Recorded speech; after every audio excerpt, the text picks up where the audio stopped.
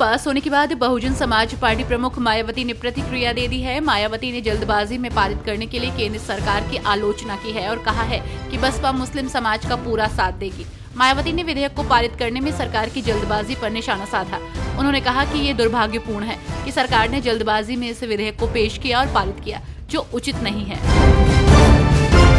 योगी सरकार इस समय एक्शन में आ गई है। अवैध रूप से घोषित की गई वक्फ की संपत्तियों को जब्त करने की तैयारी शुरू हो गई है। जिलाधिकारियों को अभियान चलाकर इसे चिन्हित करने का निर्देश दे दिया गया है।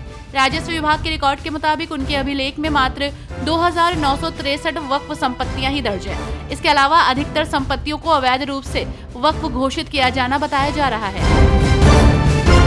अमित शाह के जवाब पर अखिलेश यादव ने आज पलटवार कर दिया है। आपको बता दें कि वक्फ संशोधन विधेयक पर चर्चा के दौरान गृह मंत्री अमित शाह ने समाजवादी पार्टी के मुखिया अखिलेश यादव पर तंज करते हुए कहा था कि मुख्यमंत्री योगी आदित्यनाथ रिपीट हो रहे हैं। तो वहीं आज अखिलेश यादव ने जवाब दे दिया है। अखिलेश ने गृह मंत्री के बयान के संदर्भ में कहा, मुंह से निकला रिपीट, मन में था डिलीट। मुरादाबाद मंडल में जुमे की नमाज और वक्फ संशोधित बिल को लेकर पुलिस अलर्ट है। संभल में अतिरिक्त पुलिस बल तैनात किया गया है। रामपुर अमरोहा में चौकसी बढ़ा दी गई है। एसपी कृष्ण कुमार बिश्नोई ने बताया कि संभल शहर में पुलिस के अलावा पीएससी और आरआरएफ के जवान भी लगाए गए हैं। सभी अधिकारी अलर्ट मोड पर हैं।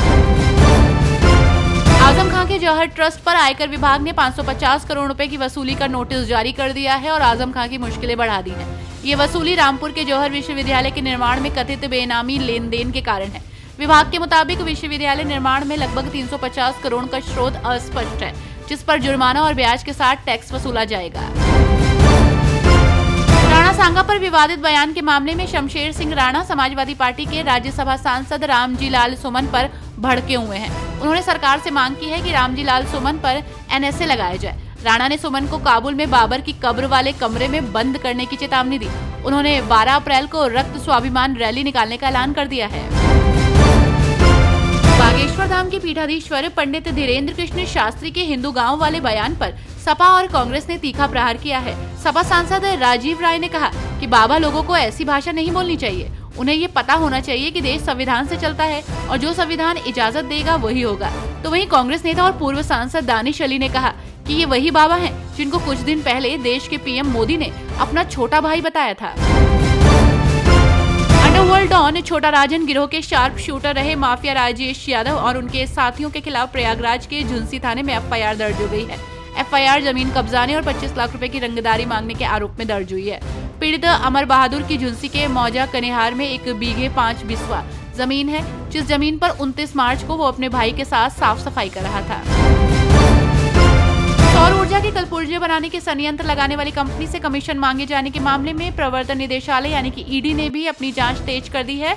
ईडी मामले में जल्द केस दर्ज करने की तैयारी में है। निलंबित आईएएस अधिकारी अभिषेक प्रकाश के विरुद्ध विजिलेंस जांच शुरू करने के बाद ईडी और सक्रिय हो गई। तो वहीं विजिलेंस ने खुली जांच के तहत अभिषेक प्रकाश की चल अचल संपत्तियों का ब्यौरा जुटाना शुरू कर दिया है। सूत्र बता रहे हैं कि विजिलेंस अभिषेक प्रकाश के साथ तैनात रहे उनके सहयोगी अधिकारियों से भी पूछताछ कर सकता है।